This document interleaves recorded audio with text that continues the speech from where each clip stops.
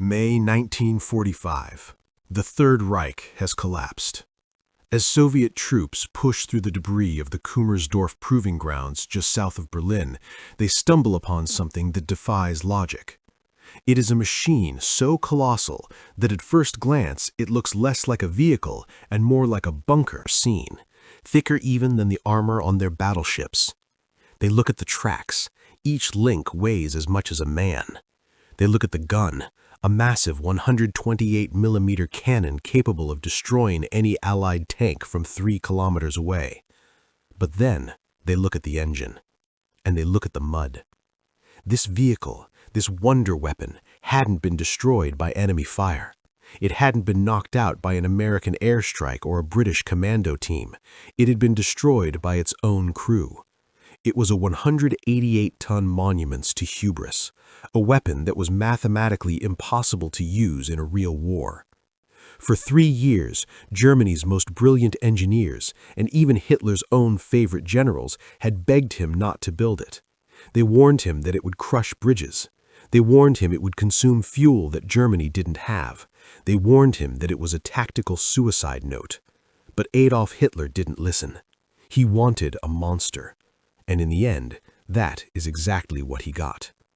This is the true story of the Panzer VIII Maus, the heaviest tank ever built, and the engineering nightmare that proved that sometimes bigger is not better. It is a story of genius corrupted by delusion, of political maneuvering, and of a machine so heavy it defeated itself. To understand why the Maus exists, we first have to understand the mind of the man who ordered it. By 1941, the German Wehrmacht had swept across Europe using the tactic of blitzkrieg, lightning war. The core of this doctrine was speed, maneuverability, and communication. The early Panzer III and Panzer IV tanks were not the biggest tanks in the world, but they were fast, reliable, and possessed excellent radios. They won because they could outmaneuver the enemy. But when the Germans invaded the Soviet Union in Operation Barbarossa, they hit a wall. That wall was the Soviet T-34 and the KV-1. These tanks had sloped armor that bounced German shells like hail off a tin roof. The shock of encountering the T-34 traumatized the German High Command. They realized their tanks were obsolete. A rational military response would have been to upgrade their existing guns or build a slightly heavier, more capable counter-tank, which they eventually did with the Panther.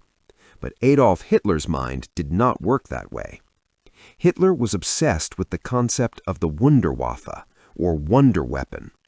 He believed in the psychological impact of size. He didn't just want a tank that could kill a T-34. He wanted a tank that was invulnerable. He wanted a mobile fortress that would make the enemy soldiers terrified to even fire their weapons. This psychological obsession led to a directive in the early stages of the war that disregarded the realities of logistics. Hitler began demanding tanks that were heavier, with thicker armor and bigger guns, ignoring the warnings of his supply officers, who pointed out that the roads and rails of Eastern Europe were primitive. In Hitler's view, engineering problems were simply a lack of will. If a bridge couldn't hold a tank, you reinforced the bridge. If an engine wasn't strong enough, you built a bigger engine. He viewed the laws of physics as something that could be overcome by National Socialist zeal. This was the environment in 1942, a desperate desire for a breakthrough vehicle that could smash through the Soviet lines without taking a scratch. It was in this desperation and delusion that Ferdinand Porsche, a brilliant but often reckless engineer, stepped forward. March 21, 1942.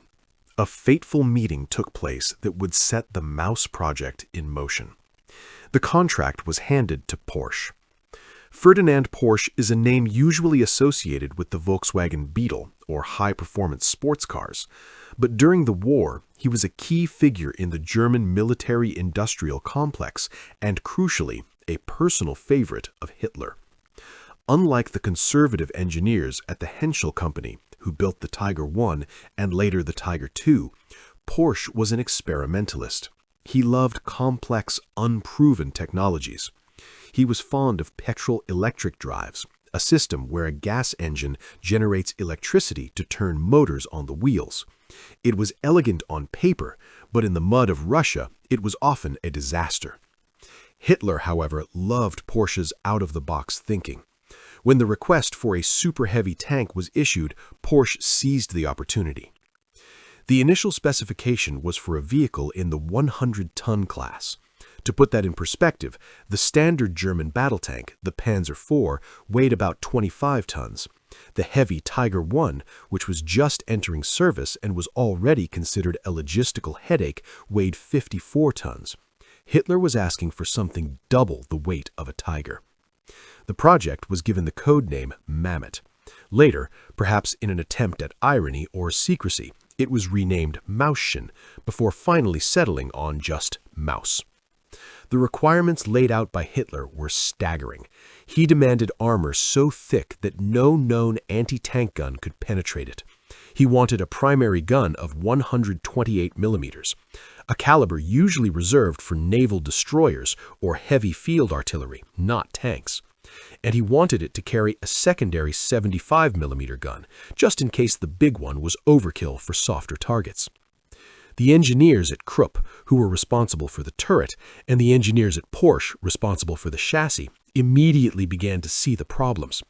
A 100-ton vehicle was already pushing the limits of what the tracks could support. But as the design phase progressed, Hitler kept interfering. He demanded more armor on the belly to protect against mines. He demanded thicker roof armor to protect against aircraft. He demanded a higher ammunition capacity. With every demand, the weight climbed. 100 tons became 120, then 140, then 150. General Heinz Guderian, the Inspector General of Armored Troops and the father of modern tank warfare, was horrified. Guderian was a practical soldier. He knew that a tank's most important quality was its ability to get to the battlefield. A tank that breaks down halfway to the front line is nothing but a pile of scrap metal. When Guderian saw the plans for the Maus, he reportedly asked, "What is the point of this?" He argued that Germany needed more Panzer IVs and Panthers, tanks that could actually be produced in numbers. He pointed out that the Maus had no machine guns for close defense against infantry, a flaw Hitler initially overlooked. If a single brave Soviet soldier with a Molotov cocktail got close to this 188-ton beast, the tank would be helpless. But Porsche, eager to please the Führer, waved these concerns away. He promised Hitler that his petrol-electric drive would provide the torque needed to move the mountain of steel. The warnings were ignored. The project was approved. The race to build the impossible began. As 1942 turned into 1943, the Porsche design team faced a reality that no amount of political favor could change: ground pressure. A tank moves on tracks to distribute its weight. If the weight is too high and the tracks are too narrow, the tank sinks. It's the same principle as wearing snowshoes. The Maus was becoming so heavy that it was projected to weigh 188 tons. To prevent it from sinking instantly into the European soil, the tracks had to be massively wide. The final design called for tracks that were 1.1 meters wide each.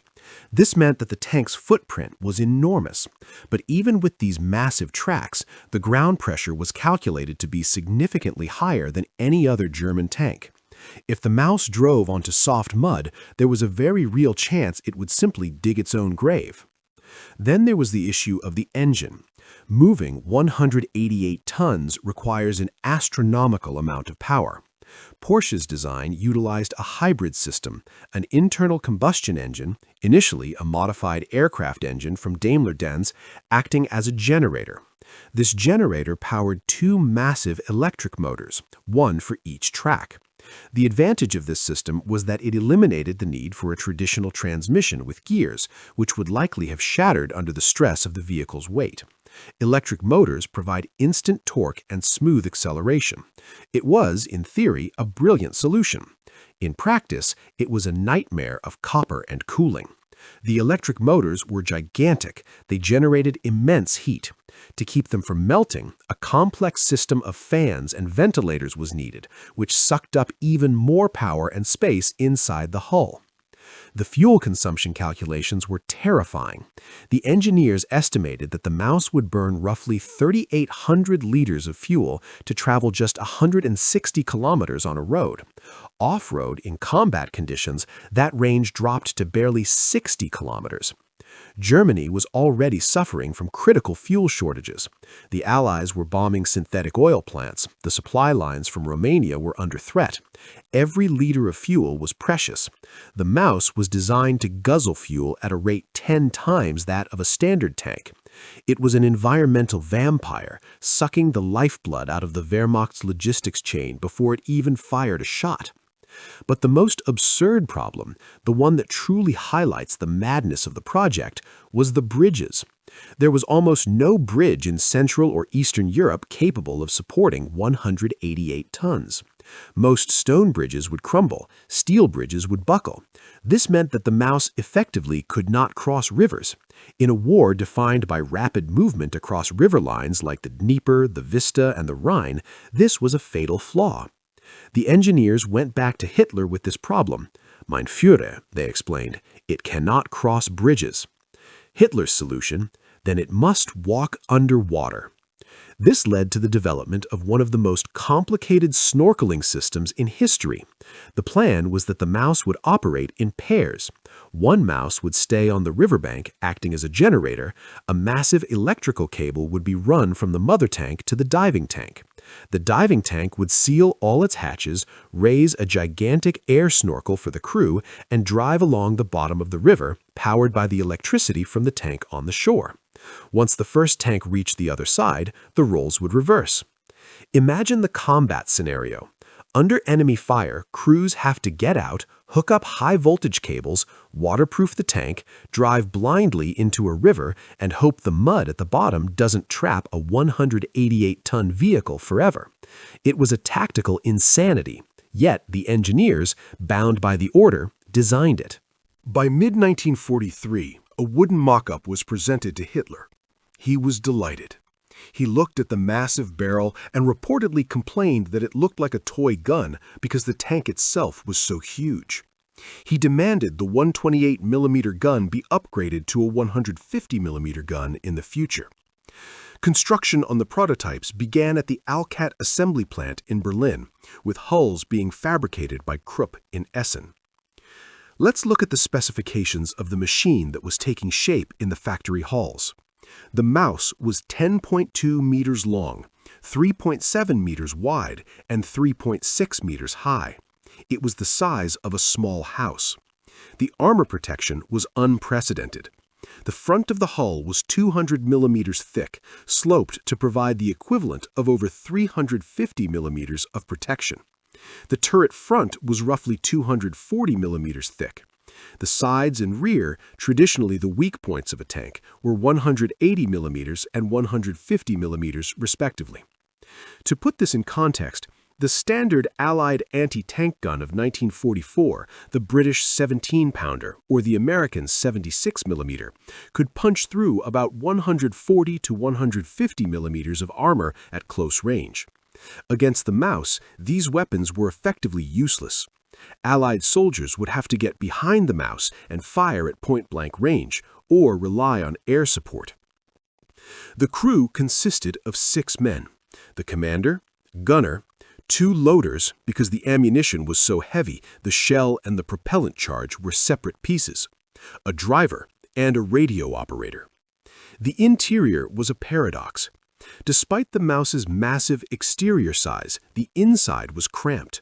The huge engine, the generator, the electric motors, and the cooling systems took up almost 70% of the internal volume.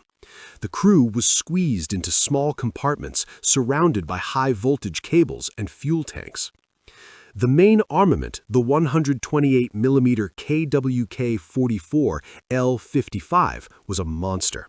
It fired a 28-kilogram shell at a muzzle velocity of 950 meters per second. It could penetrate the frontal armor of an American Sherman tank from over 3,000 meters, a distance where the Sherman crew wouldn't even be able to see the mouse. But there was a catch. The turret weighed 50 tons. Rotating this turret required a powerful electric motor. If the power failed, the crew had to hand crank it. But the gearing required to move 50 tons by hand was so low that it would take hours to turn the turret 360 degrees manually.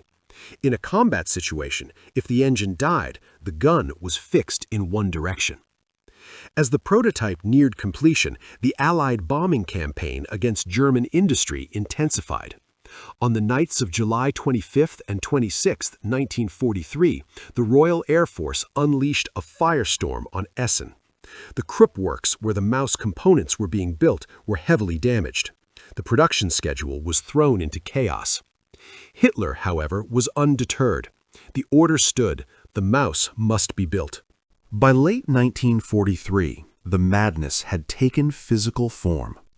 Despite the bombings, despite the shortages, and despite the protests of the sane generals, the first prototype rolled out of the factory. It was designated the Maus V1. The V1 was a strange sight. Because the massive turret was still delayed due to the bombing of the Krupp works, the engineers fitted the chassis with a mock-up turret made of concrete. This wasn't for protection, it was simply dead weight to simulate the mass of the real turret so they could test the suspension. The first test drive took place on the grounds of the Alket factory in December 1943.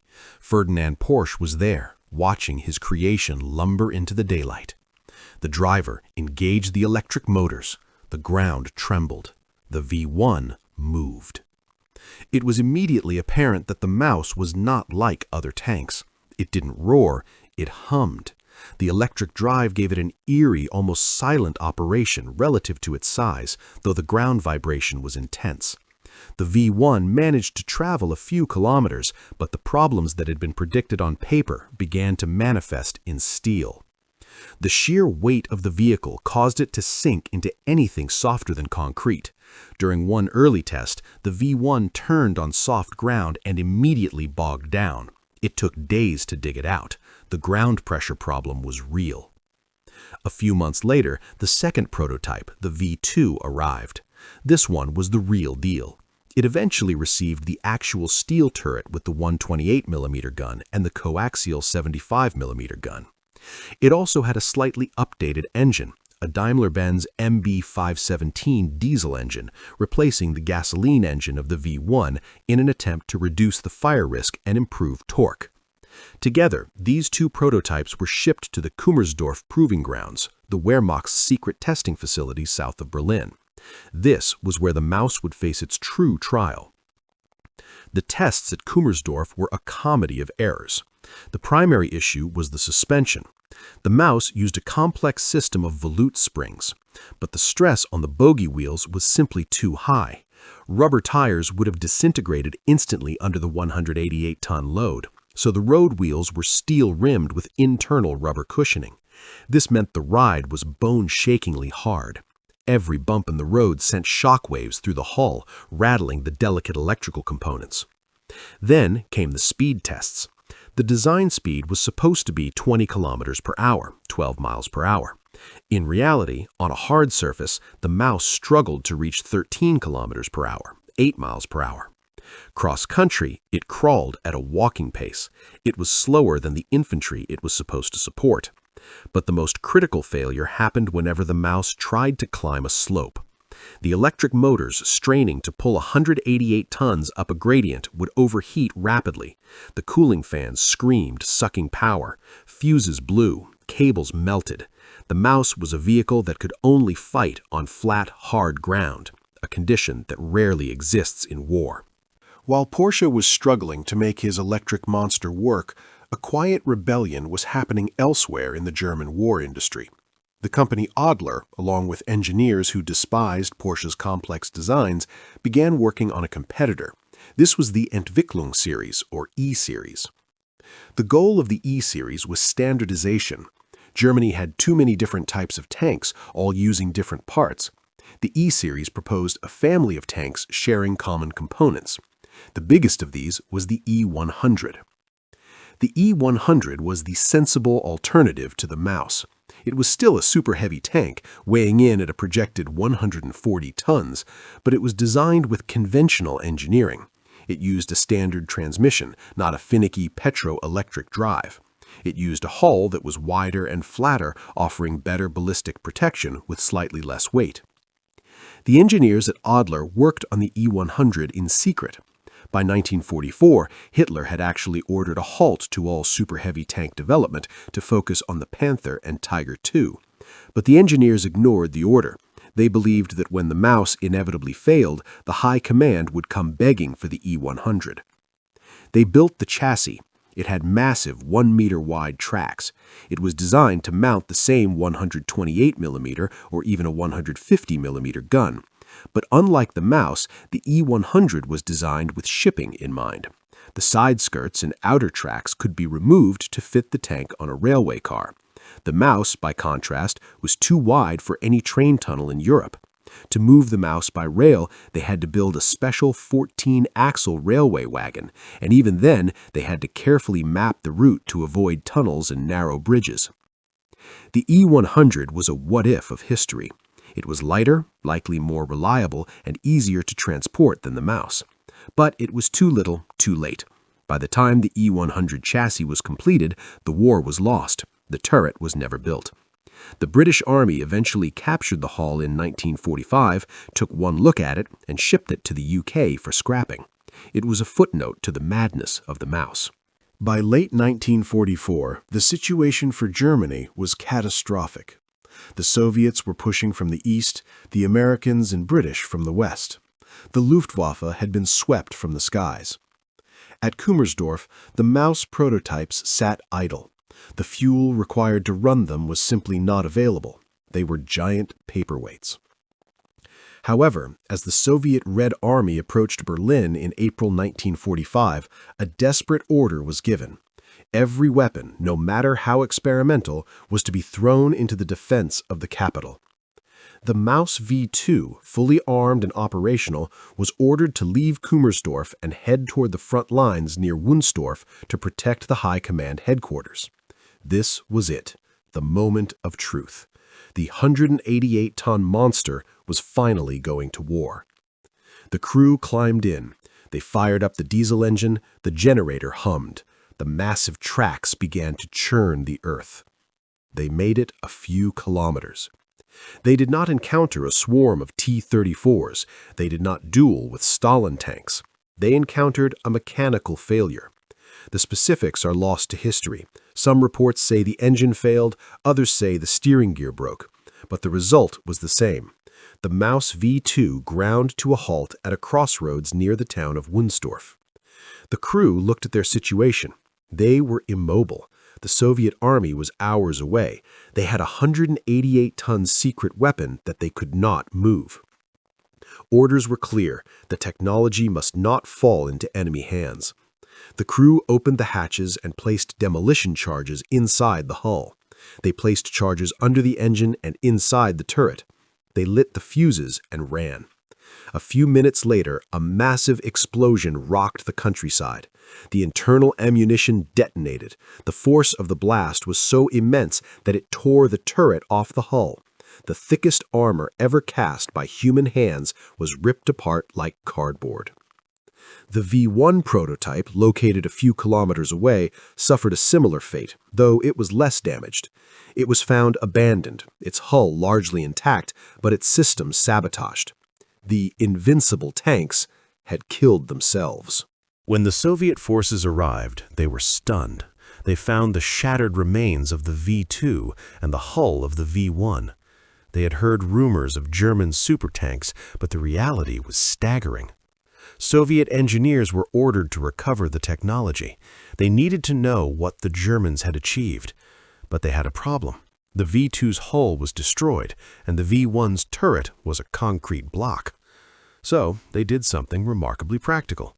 They realized the V2's turret, despite being blown off, was largely structurally intact, and the V1's hull was mechanically sound. Using a team of 6 massive German half-tracks and likely a few captured recovery vehicles, the Soviets managed to drag the 50-ton turret of the V-2 onto the hull of the V-1. They created a Frankenstein mouse. This hybrid vehicle was then loaded onto a special reinforced railcar, likely strengthening the rails along the entire route, and shipped back to the Soviet Union, to the Kubinka tank proving ground near Moscow.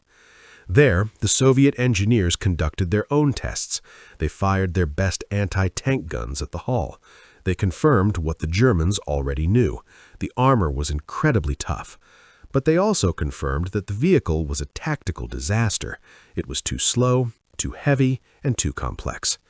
The Soviet report on the mouse was scathing. They concluded that while the engineering was impressive in terms of fabrication, the concept was flawed. Tanks needed mobility. A mobile bunker was a target, not a weapon. While the mouse represented the philosophy of maximum armor, the Germans, in their desperation, also explored the exact opposite philosophy: maximum gun, zero armor. This brings us to the Waffenträger, weapon carrier projects.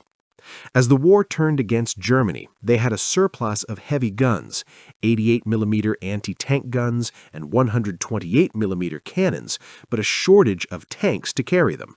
The solution? Mount these massive guns on light, cheap chassis. The most famous of these was the design by Adolf.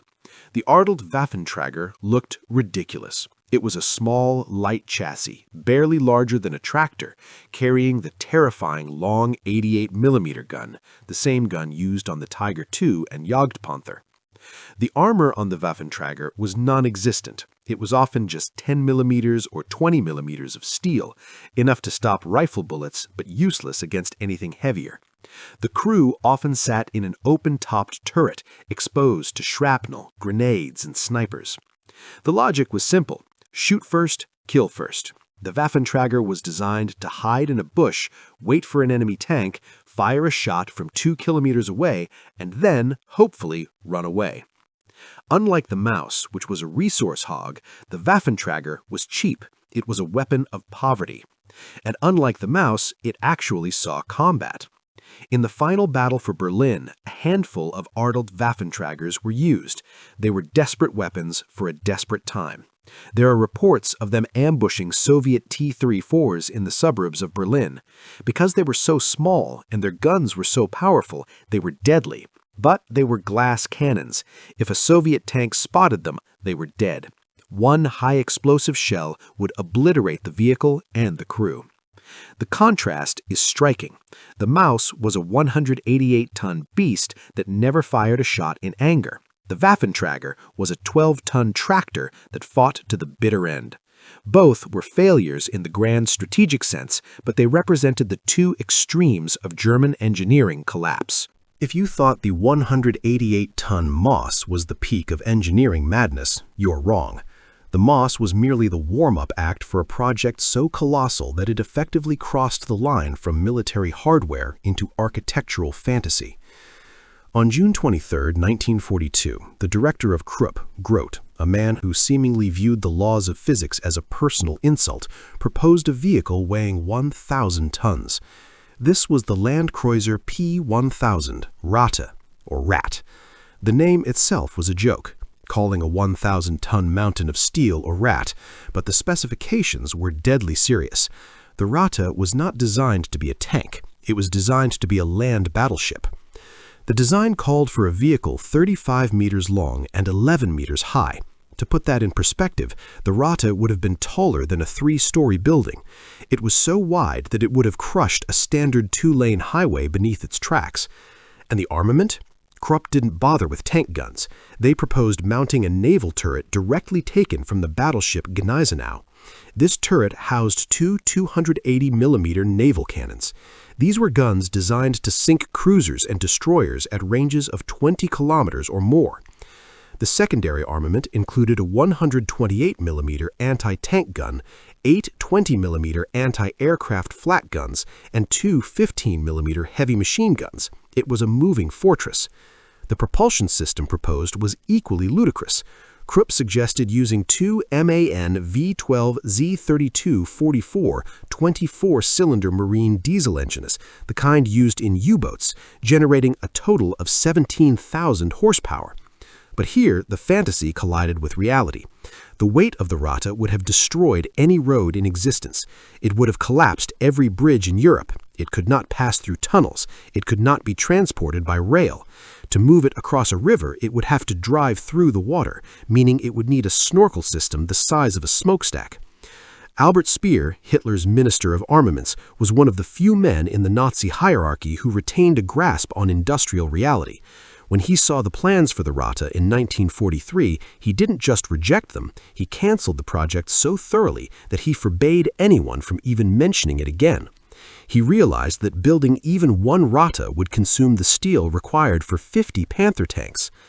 The Ratte remains the ultimate symbol of the wonder weapon psychology, the belief that a single invincible giant could turn the tide of a war that was being lost by logistics and numbers. While the tanks grew larger, the artillery grew stranger.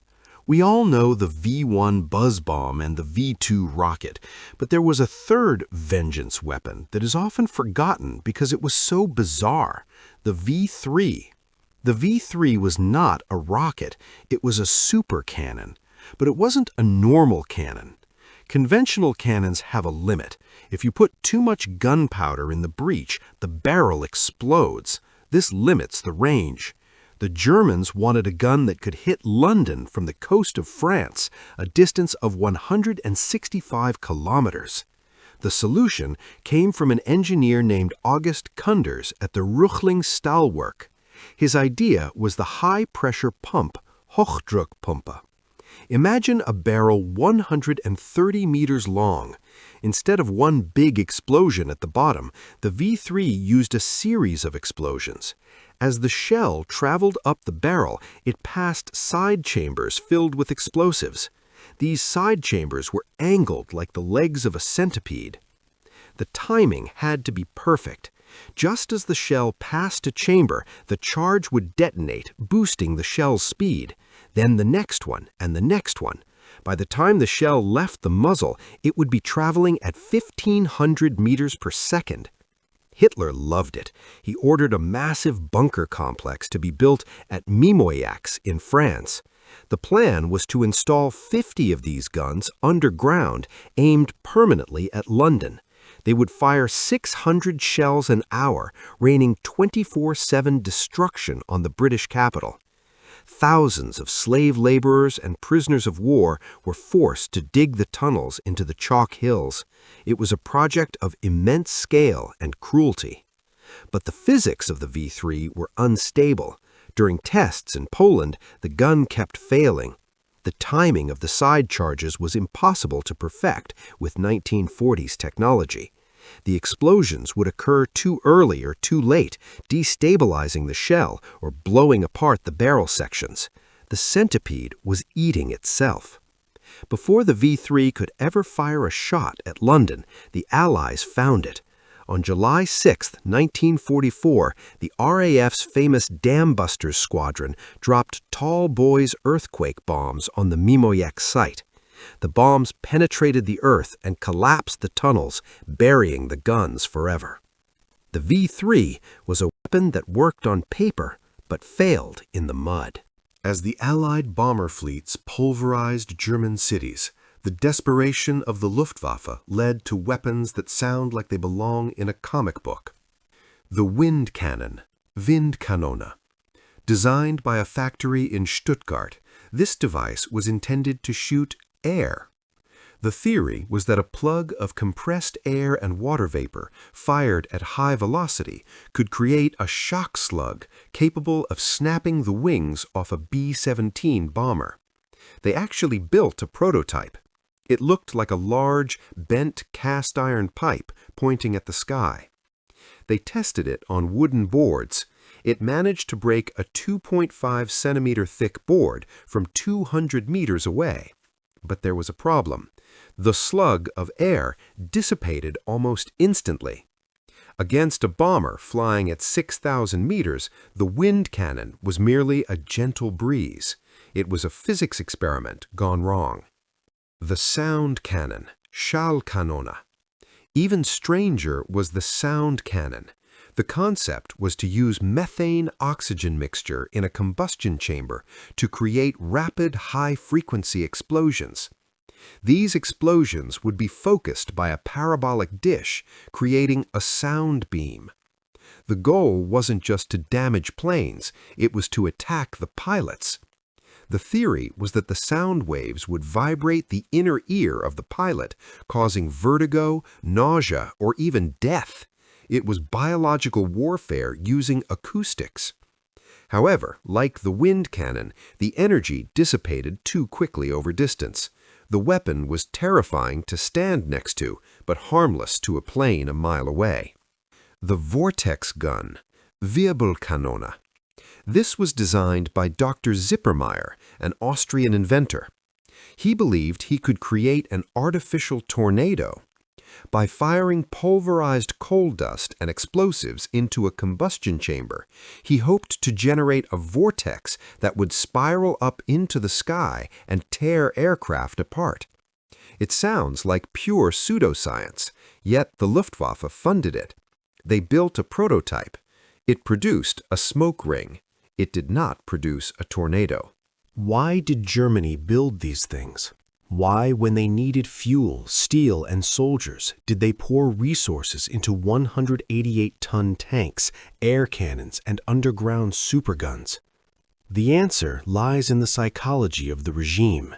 Fascism, by its nature, worships the will to power. It rejects the idea that you can be beaten by logistics or economics. It believes that a superior will, manifested in superior technology, can alter reality. The Maus, the Ratte, and the V3 were not just weapons, they were religious totems. They were built to prove that the Reich was invincible, even as it was crumbling. But there is a bitter irony here. The engineering data from these failures helped build the modern world. The work on the V2 rocket led directly to the NASA Saturn V and the moon landing. The aerodynamics of the swept-wing jets like the Me-262 defined modern aviation. Even the absurd sound cannon research contributed to our understanding of acoustics and non-lethal crowd control weapons used today. The Maus V2, or rather the Frankenstein reconstruction of it, still exists. It sits today in the Kubinka Tank Museum in Russia. It is a rusted, silent giant. It never won a battle. It never saved the Reich. It stands there as a 188-ton monument to a very simple lesson. No matter how big your tank is, it cannot conquer the laws of physics.